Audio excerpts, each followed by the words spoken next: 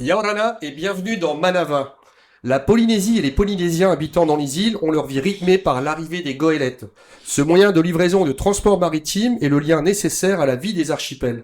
Pour nous en parler, j'accueille aujourd'hui Fifi Terou, qui est directrice générale de Tuapé, Charles Taputouarey, qui est directeur adjoint de la DEPAM, donc la Direction polynésienne des affaires maritimes, et Toutéo Martin, qui est président de la SNP, donc la Société de navigation polynésienne. Ravi à tous les trois de vous inviter, de vous accueillir sur ce plateau. Alors Charles, depuis quand le transport des golettes ou l'utilisation des golettes est en charge de la DEPAM? La DEPAM a été créée pas au début du démarrage des goélettes, mais bien après. Des services administratifs ont eu la compétence avant la DEPAM. Donc, les goélettes existaient bien avant la création de ces services-là. Mais depuis qu'il y a la DEPAM, il y a des réglementations qui sont venues régir, encadrer l'ensemble Justement, du voilà, transport. quel est le rôle de la DEPAM dans les transports inter-îles? Le rôle de la DEPAM, c'est d'encadrer, d'organiser le transport maritime en Polynésie française, le transport maritime interinsulaire. D'accord.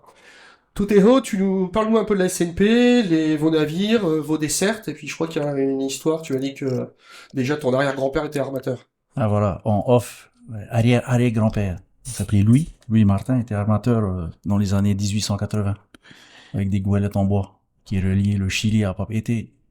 Il allait jusqu'à Riquitea aussi, au Gambie. Voilà. Donc alors depuis, ouais. la SNP a été créée. Alors du coup, la SNP, elle a été créée en fait en 2014, et elle a été créée pour la reprise des actifs d'un ancien armateur, et les actifs étant les deux navires Hawaii Kinui et Nukuhau, qui ont été repris par la société SNP. Hawaii lui Ouais. est sur les îles sous le vent. Hawaii Kinui aux îles sous le vent et Nukuhau au Tuamotu centre, est et jusqu'au Gambie. Voilà, donc nous armons ces deux navires pour l'instant, et nous avons acquis un navire qui a commencé ses tournées au mois de juin. Un deuxième navire sur les îles sous le vent. Toujours sur les îles sous le vent. Qui s'appelle Hawaii. Le Hawaii. Fifi, parlons un peu aussi toi de Tuapé. Quelles îles vous desservez, quel navire vous avez? Donc, nous avons le Tuapé 4. La société existe depuis 1970. Et puis, nous desservons les Australes, donc Rimatara, Rurutu, Tupue, Reivava et Rapa. Charles, comment sont définies les rotations et par qui? Qui décide que tel navire va aller sur telle ligne et comment est-ce que c'est mis en place? Lorsque un armateur projette de desservir une ligne, il présente une demande de licence d'exploitation.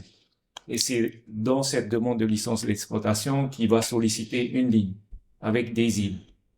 Et donc, on va instruire la demande et on va travailler avec l'armateur sur cette ligne. Donc c'est vous qui décidez que si des lignes sont déjà suffisamment desservies, vous allez peut-être refuser la licence pour cette ligne-là. C'est pas tout à fait comme ça. C'est que il y a une réglementation qui prévoit que certaines lignes sont ouvertes à la concurrence. D'accord. Et d'autres, on dit pas qu'elles sont fermées, mais elles vont demander une attention particulière.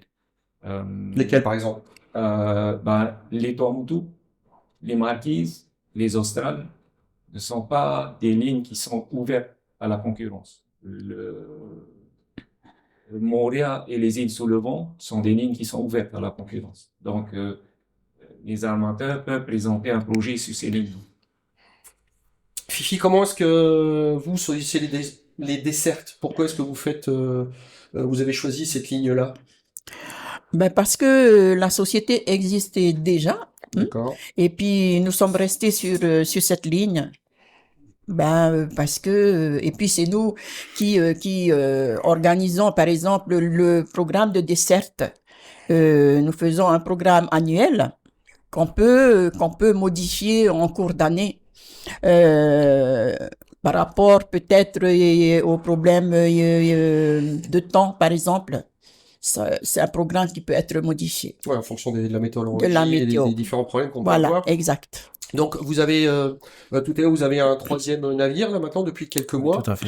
Et donc l'idée c'est quoi? C'est justement d'ouvrir aussi la SNP, de proposer de nouvelles lignes également. Ben, c'était de suppléer en fait à l'absence d'un des navires des îles Soulevant qui a eu un accident, qui a coulé dans le port, et donc on était en manque d'outils de production hein, sur les îles Soulevant. Donc on était avec 2 navires, Taporo 6 et Havekini, en situation un peu de tension quant à la satisfaction de la clientèle des îles Soulevant. Oui, parce que Donc c'est là, les avec îles un souvent, troisième très bateau, clairement, il faut desservir aussi la population, les hôtels, les constructions, les donc ça centrales demande électriques, beaucoup, voilà. les constructions, les matériaux de construction, Ça etc. fait partie des lignes les plus, on va dire, les plus sollicitées. les plus, oui, denses, oui, au niveau de la population.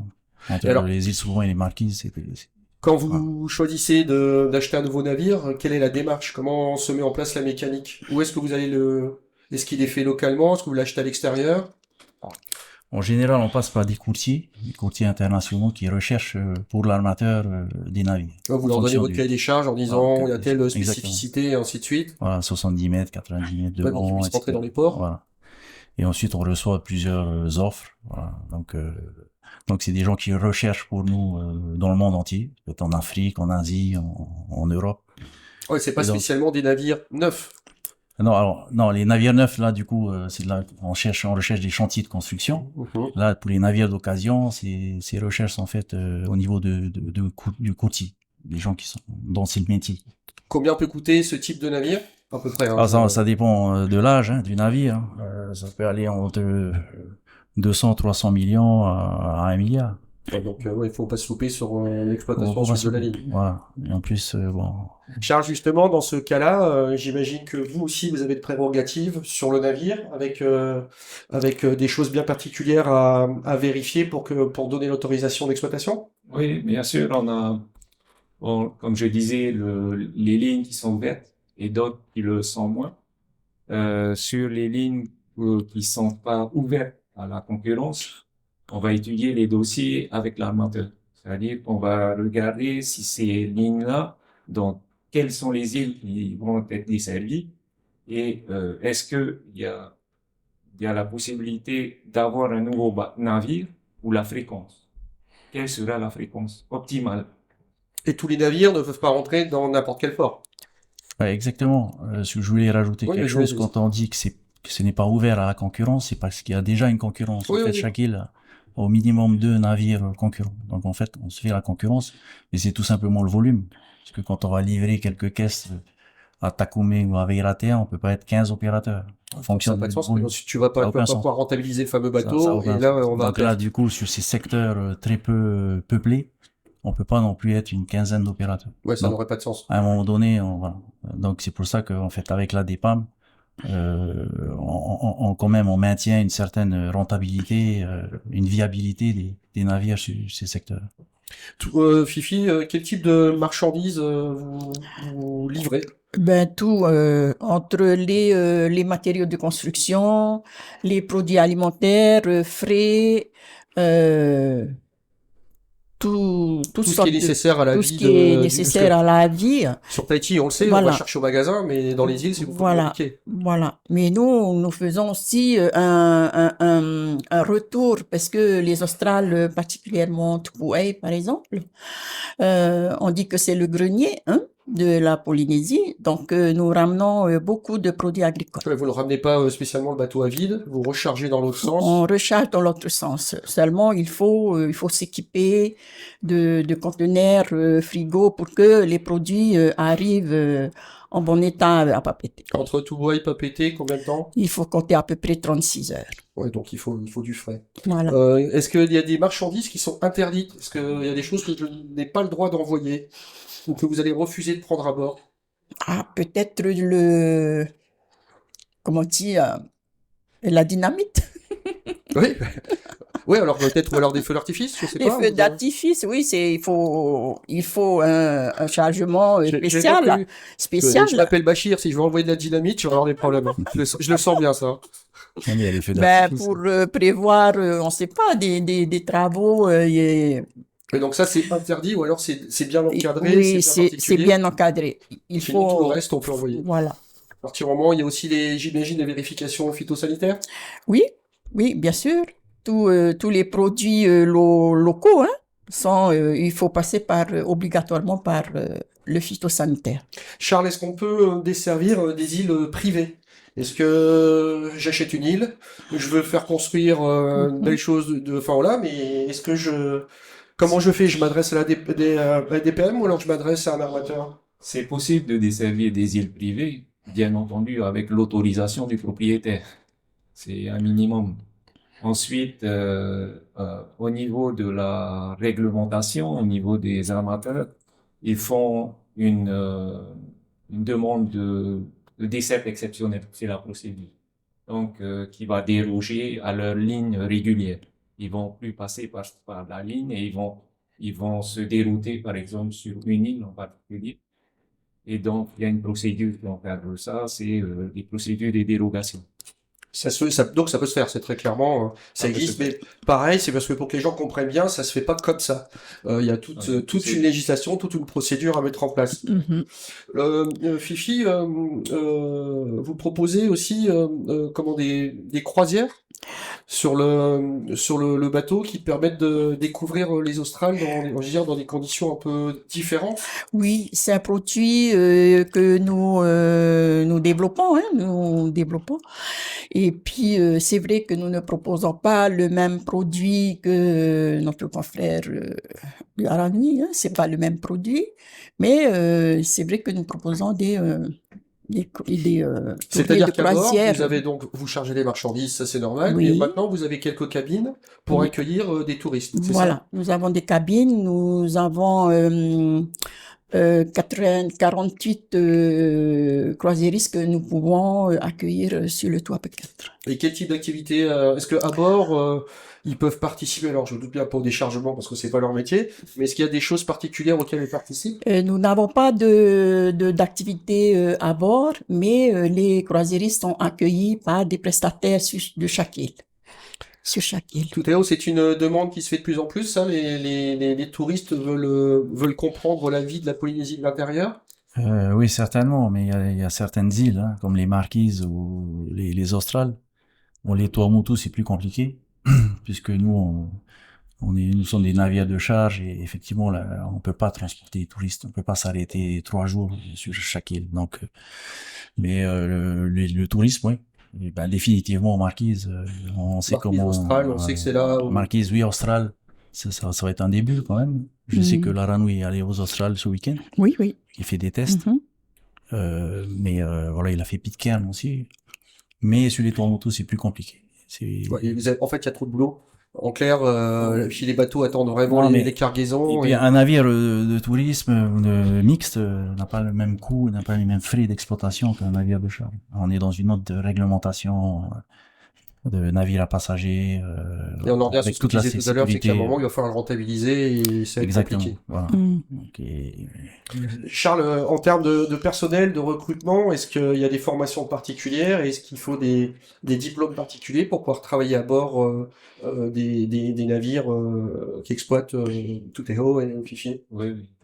Il y a des titres pour pouvoir être capitaine ou même second canot, il faut passer la nouvelle génération est attirée par ce type de travail? Est-ce que vous avez facilité à trouver du personnel ou est-ce que c'est de plus en plus compliqué? Est-ce que le métier de marin attire toujours autant? C'est très compliqué aujourd'hui. C'est très compliqué parce que nous n'avons pas de centre de formation déjà. Et puis il y a beaucoup de contraintes pour travailler sur un bateau. Lesquelles? Au niveau de la formation, comme Charles disait précédemment, pour être capitaine, il faut des formations. On est même obligé d'envoyer notre personnel officier, par exemple, en métropole, pour acquérir une formation au-delà de ce qu'ils ont aujourd'hui. Alors ça, on parlait des capitaines de second qui vont diriger le navire. Même pour tout le reste, même pour tout le reste, il y a un diplôme de départ qui est exigé. Donc ça veut dire que c'est vous qui le prenez en charge? L'idée, c'est de se dire, est-ce qu'il y a des jeunes gens qui pourraient trouver là une certaine passion pour ce métier? Ben, bien sûr, ce métier est passionnant. Il faudrait que beaucoup plus de Polynésiens viennent dans ce métier. Alors, si on commence par le bas de l'échelle, parce qu'il y a deux façons. C'est soit on a un bac plus 5 pour être officier. Donc là, on passe soit une préparation ou un concours pour entrer dans une école Oui, on a déjà d'officier. fait une émission avec les différentes autorisations, ce genre de NSM, choses. etc. Voilà, Donc ouais. là, c'est la voie royale, mais il y a la voie formation continue, où là, on passe par le bas de l'échelle. On commence par le certificat matelot pont, le brevet de capitaine 200, BC 200, BC 500, etc. Et là, Donc, en tu trouves fonction qu'on du n'a pas assez diplôme, de on a gens? Tu trouves qu'on a pas assez on n'a pas assez, et on a un centre de formation qui existe, mais qui visiblement ne donne pas satisfaction pour plusieurs raisons. La formation, ils n'ont pas de formateur. Le lycée maritime doit être en place cette année. Enfin, il devait déjà être en place l'année dernière. Donc, c'est des choses qui prennent du temps. Et nous, on est là, on Mais je essaie veux de dire, vous, recruter. concrètement, les bateaux doivent continuer à naviguer. Oui. Et on se débrouille. C'est système D, on se pique les marins les uns les autres. Donc, on forme les jeunes hein, qui sont là, en gros, qui traînent sur le quai. Souvent, c'est les enfants d'eux, les cousins d'eux, les neveux d'eux. Et on les prend, c'est des gens qui ont même pas le bac et qui commencent. Et là, donc, quand ils commencent à naviguer, il faut qu'ils tiennent le choc. Parce que c'est notre vie. C'est pas Oui. c'est pas du cruise ship chez nous. Ouais, c'est autre chose. Voilà, on bosse tard le soir, tôt le matin. Alors, quel type de métier on peut avoir à bord? Ben, c'est soit le matelot, alors il y a aussi la partie accounage du docking, donc en chariot élévateur, donc les caristes, les matelots. Ça c'est une partie, la partie commerciale, et ensuite la partie sécurité. Donc là on monte voilà, lieutenant, on peut passer maître d'équipage, lieutenant. Ensuite il y a aussi la partie mécanique avec le graisseur, le lieutenant machine, le second machine. C'est en Respectivement. fonction de la taille des Oui. moteurs, Oui, c'est ça on aussi, acquiert des diplômes. Mais Et- c'est passionnant, c'est rémunérateur, il y a du C'est bien de le travail, dire. C'est bien de le il y a dire. du travail, mais c'est des gens qui aiment le travail. On vient pas sur un navire par hasard. Et on Puis on est vient, pas en dilettante, voilà, quoi. on vient pas en dilettante. Et on le voit tout de suite. Au bout d'un mois, on voit. Oui, parce que c'est une vie bien Il y a de la particulière. casse. Ça peut être une vie difficile, hein, faut le dire. Oui. Mais tu l'as dit Oui. aussi, passionnante. C'est passionnant. Les marins sont des gens passionnés, Oui, des et passionnés. voilà, coûte que coûte, il faut livrer la palette de nourriture dans les îles, au Tuamotu. Voilà, ils Et surtout, regardent tout pas le monde est autour. conscient de la nécessité de ces lignes, qui sont des lignes de vie avec dans l'ensemble de la Polynésie, puisque Bien sûr. on est large comme l'Europe, donc Quand- il faut y aller. Quand il y a eu le Covid, on était les seuls à continuer à travailler. Ouais. On n'a pas arrêté un jour de travailler. Combien vous employez de personnes? Dans notre société, nous sommes 48. Tout est haut, de l'autre côté? Une centaine. Et vous n'avez pas suffisamment de monde. Il faut en retrouver encore. Oui. Non, c'est pas suffisamment. Et comme si on veut envoyer nos officiers se former en France, il faut les remplacer. Ouais, ça veut dire Mhm. qu'ils sont pas là, et s'ils sont Ouais, pas là, qu'ils faut sont les pas là, remplacer. Il faut les remplacer. Donc là, on commence à recruter à l'étranger, enfin à l'étranger, en métropole, en Nouvelle-Calédonie. Bon. Et quand on a ces personnes-là, il faut qu'elles s'adaptent. Mm. S'adaptent au contexte local, Ouais. à la façon de travailler locale. Peut-être Et à la façon de souvent, naviguer aussi. la façon de naviguer. Et souvent là, allez, une fois sur deux, ça casse. Et Charles, donc c'est intéressant, ça veut dire qu'il y a encore, bon, comme l'a dit Toutéo, il y a une école qui doit être mise en place, c'est ça? Oui, il y a la formation et il y a surtout, comme disait Toutéo, c'est rémunérateur, d'une part, et c'est vraiment un métier qui est fait pour les Polynésiens. Parce qu'ils sont nés près de la mer, depuis qu'ils sont petits, ils ont été confrontés à ça. Et souvent, parmi les marins, on retrouve des gens des îles. Oui. Donc, on sait que sur tel navire, on a beaucoup de gens des Australes, par exemple, ou on a des gens des Tonga, des Marquises. Alors quand on dit c'est rémunérateur, on peut considérer qu'un marin débute à quel niveau? Pas précisément, hein, mais ça peut être, je le dis, ça peut être intéressant. Il y a peut-être des jeunes gens qui vont se dire, ah bah oui, si je bosse un peu, je vais pouvoir avoir un salaire intéressant et avancer. Eh bien, pour un débutant, déjà, il est au-dessus du SMIC. Et puis, quand on commence à avancer dans la carrière, on est tout de suite, on peut être à 200, 250 000. Et en plus, on peut être nourri à bord. Et on a des congés à 5,8 jours de congés par mois au lieu de 2,5. Et ensuite, on peut progresser. C'est le seul métier où sans le bac, on peut être capitaine. En Ouais, fait, voilà. cadre. Et capitaine, c'est cadre, c'est un niveau cadre Ouais, supérieur. progression en interne, elle Voilà. existe et Voilà. c'est du concret. Et nos capitaines, nous, ils ont pas le bac. C'est niveau bac, ou à peine. Même ils ont appris sur le tas, Ils enfin ont appris sur le tas, autodidacte. et à la limite, ouais, à choisir entre un capitaine local qui a pas le bac et qui a 15 ans d'expérience et Mais qui connaît la un ligne, royal qui qui connaît connaît la pas. ligne. Mais nous, on a 100% confiance en nos officiers polynésiens. Et Donc ça, c'est une bonne chose que de dire aux jeunes gens, la progression en interne est une réalité Oui. et une surtout, elle a vraiment du sens puisque vous êtes prêts à ça et même vous l'encouragez. Et comme disait Charles, effectivement, c'est fait pour les Polynésiens parce qu'ils vont voir leur famille, c'est le lien entre les différents archipels, c'est le lien avec Papeete. Et il y a du sens. C'est un métier où il y a du sens. C'est pas, voilà. Souvent dans les Le îles, sens, on voyage tous dans les îles et on se rend compte que, évidemment, tout ça, ça a un coût. Emmener de la marchandise de Papeete aux Australes, aux Tuamotu, aux Marquises, c'est pas anodin, c'est pas cadeau. Est-ce qu'il y a une réglementation pour le tarif du fret, pour le tarif passager, je sais pas, pour ce genre de choses? Oui, il y a une réglementation. Le tarif de fret est encadré. Donc, il y a un tarif maximum qui est établi et on a des discussions avec les armateurs tous les ans pour voir s'il faut réévaluer le tarif du En fret clair, et s'ils des s'en passagers. sortent avec un tarif comme ça, avec les surcoûts de gasoil et ainsi de suite, c'est ça? Aussi. Mhm. En gros, c'est ça. Donc, il y a des discussions. Il y a une formule de revalorisation qui est en place, qui tient compte du coût du personnel, du coût du carburant et de l'indice du coût de la vie en général. Et en fonction de l'augmentation de ce taux de revalorisation, on décide si on réévalue les tarifs ou pas. Mais il y a aussi, pardon, excusez-moi, il y a aussi une partie des tarifs qui sont librement établis par les armateurs. Ça concerne surtout la partie croisière. Oui. Donc, Un petit peu différent puisque c'est une question de prestation aussi qui rentre en ligne de compte. Mhm. voilà. Comment est-ce que tout à l'heure tu disais Fifi que vous adaptiez parce qu'il y a un programme à faire sur l'année. Mhm. De temps en temps on a du mauvais temps Oui. et alors nous ici c'est bien, on est à l'abri, mais dans les îles ils attendent d'être livrés, donc j'imagine que ça peut créer quelques attentes et quelques tensions. Oui, c'est sûr, parce que nous avons aussi des îles comme Rimatara et Rurutu où on n'a pas de quai. S'il y a un débarcadère et un quai, mais qu'on ne peut pas y accéder.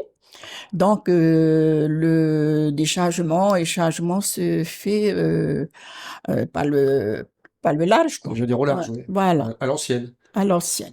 Donc, Et ça doit être plutôt, alors ça doit être impressionnant à voir, mais plutôt stressant parce que ça implique beaucoup de problèmes de sécurité, non? c'est sûr. Et surtout que aux Australes, c'est souvent agité, hein. Donc, c'est vrai que c'est très difficile. Et puis, c'est un métier qui est aussi difficile, contraignant, mais c'est vrai que, comme Toutia disait tout à l'heure, ce sont des passionnés, les personnes qui travaillent sur le bateau. Même avec un mauvais temps, ils arrivent quand même à gérer les déchargements. Et puis il y a une vraie notion de mission. Ils sont, pour avoir vu, ils sont vraiment, voilà, ils sont impliqués. Et c'est Ils sont très. impliqués. Dans cet esprit-là, est-ce qu'on peut considérer il y a toujours il y a un avenir pour les goélettes en Polynésie et que on va continuer à être, à oui. utiliser les goélettes? Ah oui, plus que jamais, oui. Et est-ce qu'on va aller vers des goélettes avec un peu moins de gasoil et un peu plus, est-ce que c'est faisable ou est-ce que c'est complètement utopique? Et c'est bien de le dire, mais c'est compliqué à faire. Ben oui, je pense que oui, parce que les nouveaux navires qui sont en prévision, hein, parce que nous devons d'ici à la fin des années là en 2030, nous serons peut-être amenés à utiliser d'autres carburants que ce que nous utilisons aujourd'hui, hein. Et puis nous sommes obligés de progresser, d'innover dans nos prochains navires. Parce que chaque navire est taillé suivant l'archipel, les îles desservies. parce que il y a des îles où c'est pas profond, donc il faut ajuster le tirant d'eau et tout, la largeur. Et puis aussi, il faut aussi que les nouveaux navires, il faut que ce soit un navire qu'on peut caréner ici à Papeete. Ah, oui, parce qu'il y a cette Il y notion-là a tout aussi. ça. Une fois qu'il est ici, il faut qu'on puisse l'entretenir et faire en sorte qu'il fonctionne. Voilà. Charles, pareil, même question, quel avenir pour le transport en bateau dans les îles? Lorsqu'on regarde l'évolution du fret et le transport des passagers, on s'aperçoit que on n'a pas arrêté d'augmenter à la fois les quantités de fret, les quantités de passagers. Regardez avant de venir les statistiques de passagers pour l'année dernière, on a fait un bond de 20%. On est presque à 2 millions de passagers. C'est incroyable. On est à 1,9 million et quelques. Donc, la demande est là. Je ne pense pas qu'elle va stagner ni qu'elle va régresser. Au contraire, je pense qu'elle va augmenter. Mais dans les années à venir. Mais au-delà de la demande et au-delà du volume, je pense aussi qu'elle va s'améliorer en qualité. Et l'offre de transport des navires, on a pas mal de projets, de nouveaux navires. Donc, la qualité des prestations va augmenter. On va naviguer dans de meilleures conditions, dans des meilleures conditions de sécurité, de confort, aussi de vitesse. Et probablement, on va évoluer aussi dans la consommation, dans une consommation, j'espère, plus propre. Et peut-être plus hybride, enfin trouver quelque chose. Bon, Oui, oui. écoutez, ça fera office de conclusion. Alors les goélettes font partie du charme de la Polynésie et surtout elles restent indispensables et ça, on en est bien conscient. Merci à tous les trois d'avoir répondu à mes questions. Merci à Cette vous. émission sera en replay sur le site de TNTV. Bonne fin de journée sur TNTV.